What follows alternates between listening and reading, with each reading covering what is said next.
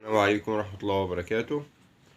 الواحد بصراحة يعني مستغرب جدا للمجتمع المصري رغم حضارته العريقة ورغم ثقافته المتنوعة ورغم أصالة مبادئه وقيمه، إنه يتأثر جدا بمذيعة زي رضوى الشربيني ومذيعة زي ياسمين عز، وينقسم المجتمع.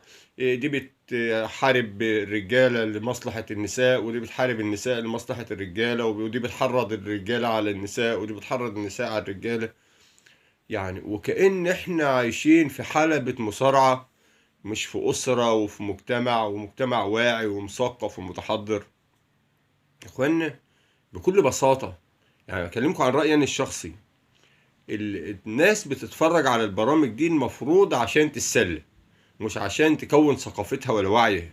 استحالة يكون شعب بهذه العراقة تيجي مذيعة زي رضوى الشربيني تشكل ثقافة الراجل في التعامل مع مراته، ولا تيجي واحدة زي ياسمين عز بين من احترامي الشديد لها جدا ان هي مذيعة مبتدئة او قديمة او ايا ما تكون هتشكل وعي الست المصرية في التعامل مع جوزها. استحالة، طبعا استحالة يكون المجتمع ده بالهشاشة وبالسطحية اللي اتنين مذيعين او اتنين مذيعات هيشكل وعي هذا المجتمع او هيحركم سفينة الأسرة. الأسرة شيء أهم من المذيعة، والمجتمع شيء أهم من المذيعة، ولازم يكون فيه وعي وفيه وعي أسري. لأن المركب اللي راكب فيه الراجل والست دي اللي هي مركب الأسرة ومركب المجتمع، لو غرقت هتغرق بالكل. والمجتمع لو انهار هتبقى كارثة كبيرة جدا، أكبر من المذيعة وأكبر من القناة وأكبر من الإعلام وأكبر من مواقع التواصل الاجتماعي. يا إخوانا، لازم نرجع لورا خطوة ونفهم. انت تتفرج على البرامج دي عشان تتسلى وتضحك. انا وزوجتي بنقعد نتفرج على ياسمين عز وهي تقولي لجوزك يا استاذ، مش ونضحك ونهزر ونتبسط بالكلام وخلاص، مش مؤثر، مش محتاجينه عشان يشكل وعينا الثقافي.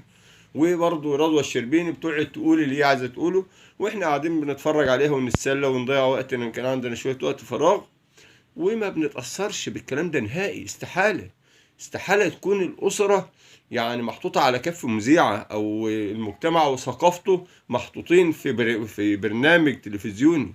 ده نوع من العبث. لازم يا إخوانا نرجع لتقاليدنا وعاداتنا ومبادئنا اللي هي ثابتة وراسخة في هذا المجتمع، يعني من قديم الأزل. ونلقاكم في فيديو آخر إن شاء الله، والسلام عليكم ورحمة الله وبركاته.